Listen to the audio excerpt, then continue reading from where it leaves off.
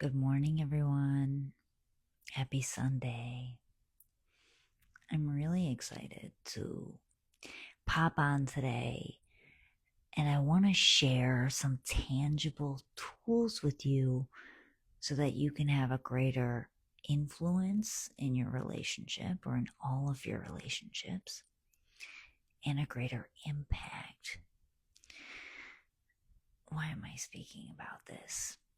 Because for me, my greatest desire in life is to have an impact on the people I care about, to be able to influence the people I care about.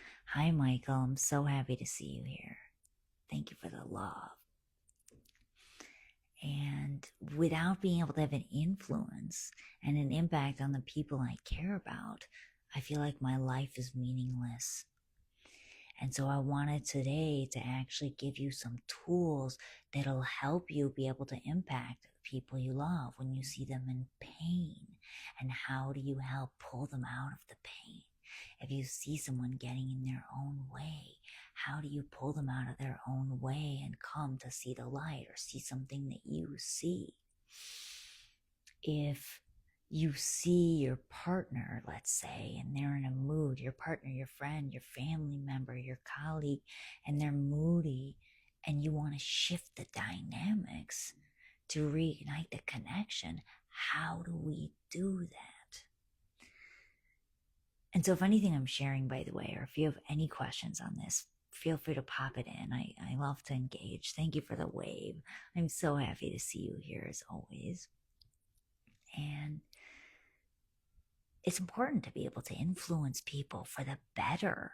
And people often think influencing is a negative. It's like I'm going to manipulate. And I don't think of it in that way. I think of it like we're always influencing people, whether it's getting someone to be open to your perspective on a topic, whether it's inviting someone to attend an event that they might not typically be open to, whether it's inviting your partner into having a hard conversation. And so it's through the communication that we're going to be able to work with how we can do that. So my first tool to have an influence, to have an impact on the people that you love is through storytelling. I've been posting a lot this week about not trying to fix other people, but to connect through resonance. Now, storytelling is a really powerful way to do this. Why? Because if I'm sharing something vulnerable and someone tells me what I should do, I'm probably going to close. Like if you've ever shared something vulnerable and someone's telling you what you should do, you might close because you feel like, oh, I have the answers in my own life. I'm sharing with you. I didn't ask for your opinion just yet. Or maybe you do ask for someone's opinion, but it's not appropriate. It's not the right time. And so instead, it's telling stories. So for example, I have someone in my life who just got laid off from a job, and it's been challenging for them, and they're feeling a lot of tension, a lot of stress as to what that next move is. Now, I could tell them what they should do, but that's probably not going to feel good. So instead, what do? I tell a story on when I got laid off. And if you didn't get laid off, if you can't relate to something that someone's sharing with you, find the common ground. Find a time that maybe you pivoted jobs. Find a time that maybe you started a completely new venture that's different than anything you've ever done. And what was the process that you went through to get there?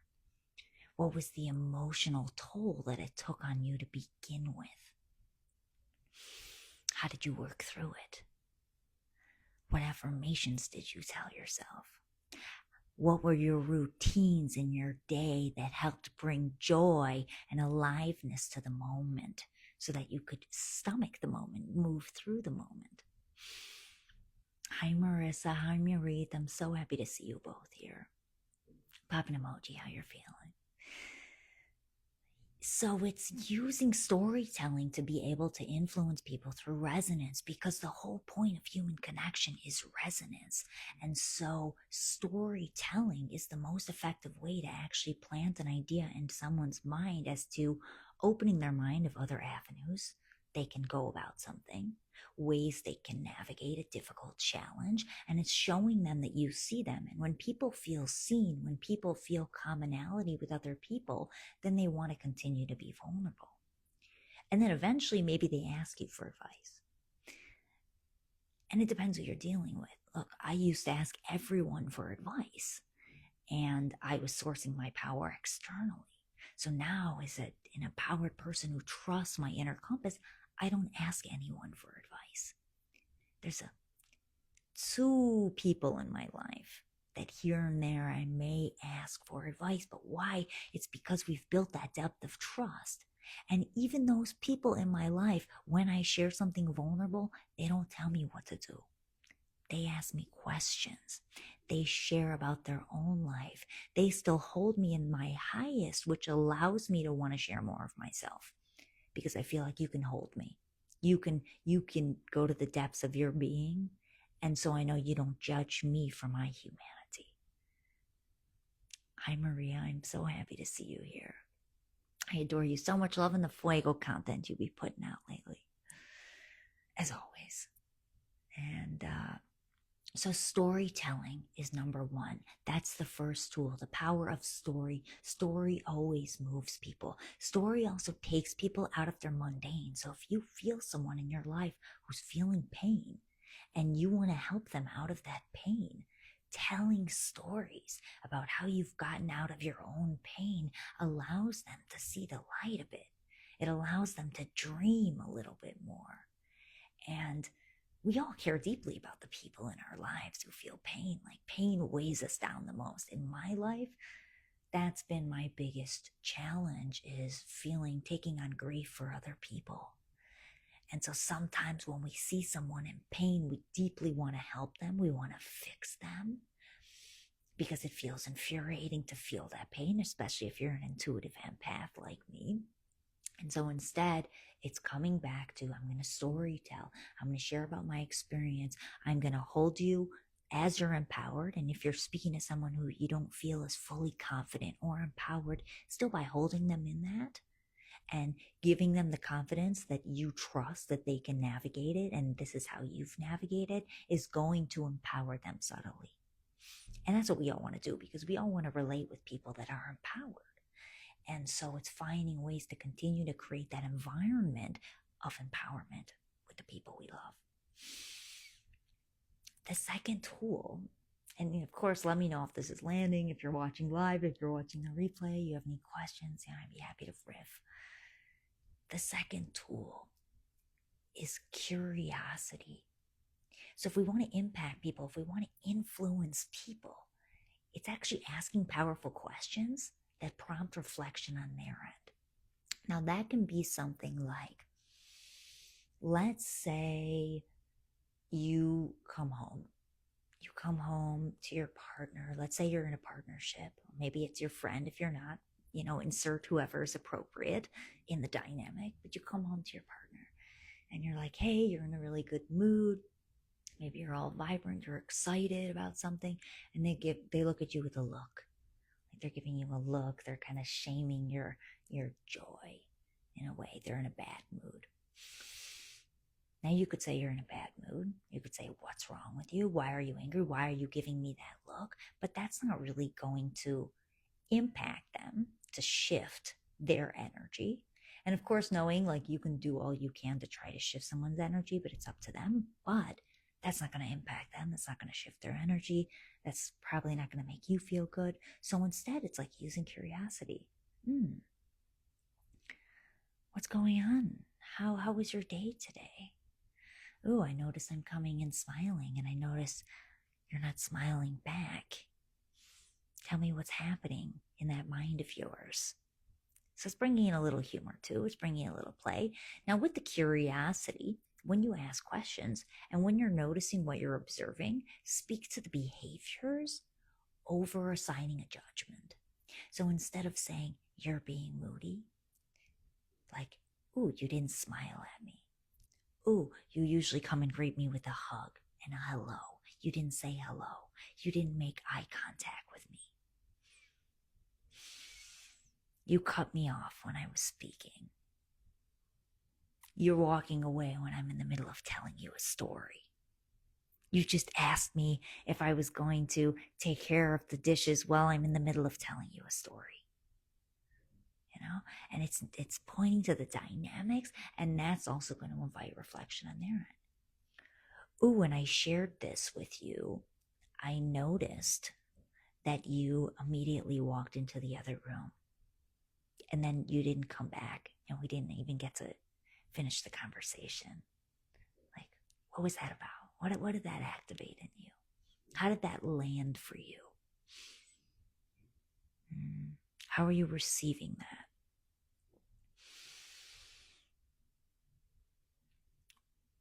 Why did you make that comment yesterday in front of that person? And what was alive for you that drove you to say that? And it's through the curiosity that we're going to hear more of their experience and others' experience, that we're going to actually be able to impact them long term, because they're going to share their experience. And it invites in a conversation about what just took place, about a dynamic that maybe didn't feel good. Now, it's okay to also speak to, I say it's okay, there's no right or wrong here ever. But you can speak to, ooh, it didn't feel good when you did X, Y, and Z. But it's going to be more impactful if instead it's like asking a question to hear more of their experience, because then what happens is someone, when they share their experience, they're actually also reflecting on their experience, and they may realize through that the way that they reacted, the thing that they said isn't appropriate, why it might not feel good, why they overreacted.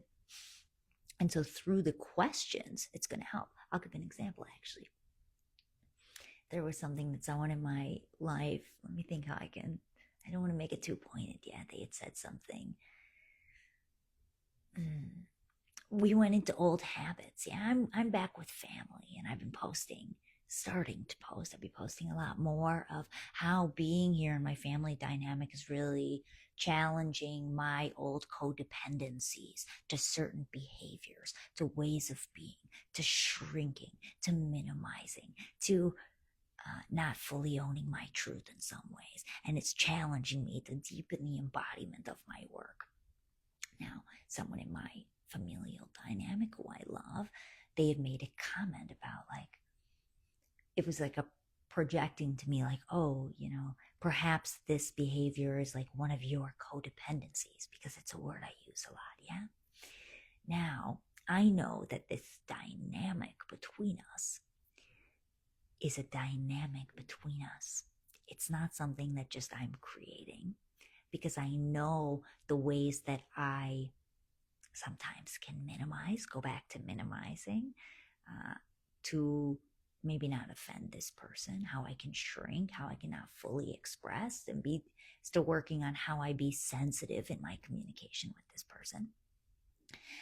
And so instead I asked a question. I said, could it be true that perhaps it's both of our ways of showing up in this dynamic that's fueling an unhealthy codependency that we're working to break? And so perhaps it's something that we're both doing, and I named the specific things, yeah, that is fueling the dynamic. Now, asking that question in a light way, instead of, oh, you pointed that it was my codependencies, but how about yours? Take ownership of yours. No, I don't want to go there. I'm going to ask the question. And then it was like, oh, okay, perhaps. Yeah, perhaps. And I'll tell you what, that person is going to go think about it later, because that's what we do. We have a conversation, and it's not forgotten. The way human beings work, you ever think of, what's that story that people say? If you're thinking of buying a yellow Jeep, I'll say a red Jeep, maybe that's more common. I used to have a red Jeep. Think of buying a red Jeep. you're really excited about it. And then all of a sudden you see red Jeeps everywhere because you're thinking about it. It's planted in your mind. That's how the mind works. Now, same thing goes with we're having a conversation with someone. Now, if I ask a question, do you think it could be both of our ways of showing up that are creating this sort of codependency in our dynamic? Now, just by asking that question, they say perhaps, maybe they even say no, maybe they're confrontational, they're not introspective, they're not looking at themselves. By you remaining easeful through it, okay, sure. Maybe you ask another question. Maybe you pause. Maybe you don't in that moment. They're still going to think about it. Now, this is going to help you slowly be able to have a deeper impact, right? Because the whole point is we want to impact people. We want to influence people for the better, the people that we love, to get them to see themselves more deeply, to get them to own their part in a dynamic, to get them to understand who we are. From a different light, whatever it may be, to shift the dynamic. All of life is doing that. So the more that we ask powerful questions and we stay grounded and we come from a neutral place, the more people in our lives are going to have more of an open heart to relating with us. And that's what we want. That's how we're going to deepen intimacy in the long term. And that's how we're going to inspire devotion in all of our relationships. It's devotion to the love. I'm going to continue to show up through your devotion and how you show up. Number three, the third tool is humor. There's actually many tools, but for this one, I'm breaking it down into these three. It's humor. I love humor as a way to illuminate crunchy dynamics that is lighter than being super direct or serious. Now, humor doesn't always work. That's something that you have to feel into the moment. But for example, humor, I want you to think of it like, I'm not going to work through a whole conflict using humor. No, I'm creating an opening for a deeper conversation, for maybe a more serious conversation, but starting with the humor to create the opening to have that. So let's say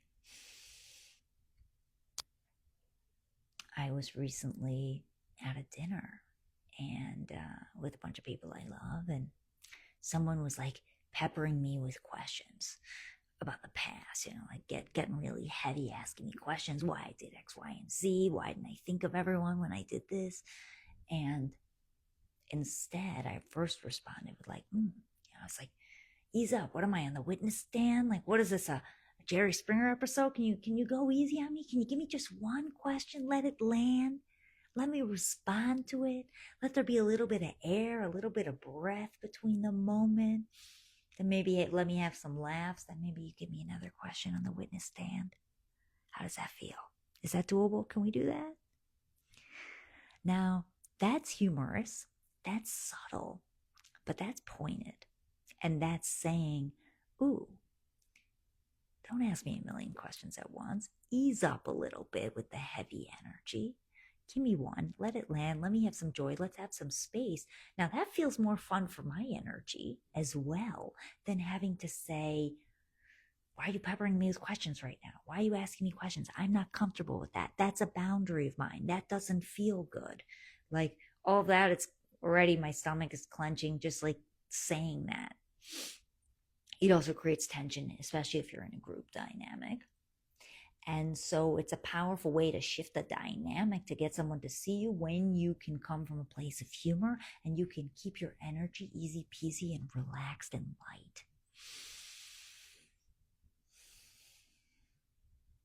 If anyone has any real life examples too that you want to work with or that you want to see me riff on, pop it in the chat. I love to do this stuff on my group coaching calls. And if you want to feel it, I'd be happy to work with something real. Or even in the comments if you're watching the replay, and on another live, I will bring that scenario in the future. And so it's using humor to illuminate the dynamics. Maybe you share something super deep and vulnerable, and then someone responds with something about them, or like telling you what to do, or like not even asking you a question about it. And then it's like, I'm laying here with my heart splayed open, tears rolling down my face, and you just asked me what's for dinner tonight. Are you gonna wrap me up in a warm blanket of a hug? Or am I now gonna turn into the Betty Crocker, and just like a flip a light switch on?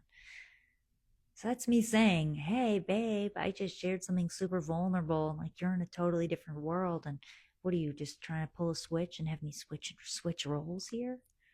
Like, give me a little bit of love. And it feels more fun when we speak that way. Or maybe if you're a more masculine partner and you get home and maybe your partner, you didn't do something that you said you were going to do, and your partner's frustrated about it, or your partner comes in and starts sharing about their day and you haven't relaxed yet, then it's like, ooh, I had a tense day. I'm just landing in this space. Can you give me a few moments to unwind? What do you need? You need a little massage? I'll come give you a massage. Just give me 10 minutes, give it 30 minutes, 1 hour to decompress, and then I'm all yours, babe. That feels good as a masculine counterpart, to use your voice to own your truth. And when we do it in more fun, playful ways, it helps prevent closure and defensiveness, especially on the feminine's end, and is showing, hey, I need a little time to settle in, but I'm here for you. That's a lot more powerful than avoiding, or than being present but being emotionally disconnected. Yeah, which often happens, I see in my work as the masculine. You feel like you've got to be there. You don't feel like you have the space sometimes to voice your experience of, or either not wanting to hold space, not having the spaciousness to hold space, and not being the right moment to hold space. And so instead, sometimes what can happen as a masculine being is you may disconnect. You may still be there, but you're not actually there. You're like nodding, you're half there, you're thinking about something else. And that doesn't feel good for you. It doesn't feel good for them. And so it's using the voice to own your experiencing, using humor to own your experience. And through that process, you're going to be able to shift the dynamics. And this is how you're going to be able to have a greater impact on your partner. Because your partner is going to feel you more deeply, and they're also going to learn more about you, and then they're going to respect you more in the process. So, ooh, got a little alarm going off. I hope no one could hear that dinger. Got a little tad of OCD that happens in my life. It's all the things I need to do on a Sunday. So we have 3 tools to have a greater impact and influence in our relationships. The first one's through storytelling, because storytelling builds resonance. And if you want to impact people, you want to influence the people that you love for the better, the more that you can find the common ground. So if you can't find common ground, again, from the exact example that they're sharing, find the commonality. So if they're sharing about losing a job and you haven't lost a job, find a time that you made a major transition in your life. Find a time that you did something new, completely new. Find a time where you had no idea what you were doing and how you figured it out, and work through it. Number 2, we talked about. 2 was curiosity. I flipped my order here. Number 2 is curiosity, asking questions, powerful questions to invite reflection in whoever you're speaking with, in their being. Powerful questions to get them thinking about their own energy in a dynamic that they're bringing to a dynamic, and asking questions to also understand more of their inner experience, because through them sharing, they're going to feel more openness with you. They're going to feel more trust with you, and the intimacy is going to deepen as a result. And number 3, humor. Using a little bit of humor, using a little bit of play, and speaking to the behaviors to illuminate a dynamic. Using analogies through humor, there's so much with that. And I go into all of this and so much more in the communication codes, which is my first ever self-led online course, which I'm so jazzed, because these are teachings that have tremendously impacted my whole life, teachings that I wish I had at this time of my life. that I do in my client work. And it's an easy entryway in for you to feel the power of effective communication, looking at it not just from the verbals, but from the nonverbals, from your tone, through your body language, to your cadence, to bringing in different archetypal energies, giving tons of examples, tons of worksheets to actually wire in and integrate the teachings so that you can truly be a master at your relationships, all of your relationships, because our communication is the gateway to intimacy. And we all desire deep intimacy. We all desire to have an impact on the people that we love. Otherwise, what's the point of life? If no one listens to us, if no one cares about what we have to say, if no one's open to receiving us, we could have the best ideas in the damn world, baby. You could be an Einstein in there. But if no one wants to listen, it don't matter. This is why I love this work so much, because communication changed my life.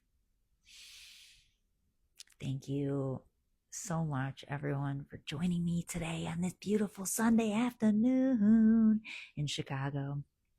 And you got any questions, shoot me a DM. I always love to chat. Let me know what's landed for you, what hit, what was insightful, what was interesting. You got any examples you want me to riff on in the future? Drop me a line. I'd be happy to. And have a beautiful day. Ciao.